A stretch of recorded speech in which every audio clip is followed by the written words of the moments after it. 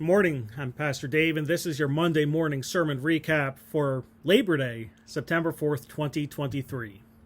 Here we go. This week we heard from Exodus chapter 3, verses 1 through 15.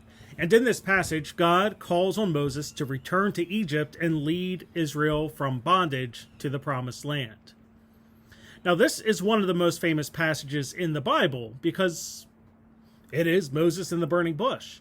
And in it, we see how God calls people, how people respond to that call. It is something we need to examine from time to time because God still calls people to serve in this world. And we do, from time to time, need to ask ourselves, what does God ask of us? Now, to start, in Moses' calling, we see that God can come to us in unexpected ways. God can call people through a variety of ways. Sometimes it's more direct, sometimes it's through other people. And in this case, it was through a burning bush, which was on fire, but not being consumed by the flames. And through this event, God spoke to Moses. It's something truly amazing that God was speaking to Moses, but he was doing it through a bush, shrubbery. And it's a reminder that there is no limit to the ways God can reach people. And it is also seen in what a calling is. Because at its basic point, God asking us to do something is an interruption. And I know that does not sound pleasant, especially when we think of the work of God. But really, a call is an interruption. Moses was content in his life not returning to Egypt. It interrupted his life and his plans. We see this for most of the prophets. We saw with the disciples. We still see it today with people.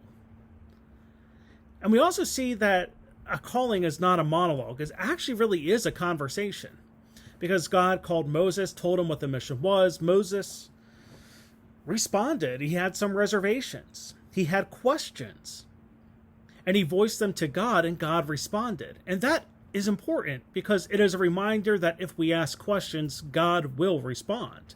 We may not like the response, but God will still help us and will not leave us to our own devices. We will have answers. We will have support.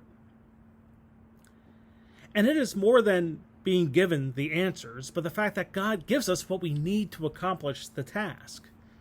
Sometimes it's not what we think we need, but God will give us what we need to complete the task God places before us, whether it's people, tools, experience, or the words themselves.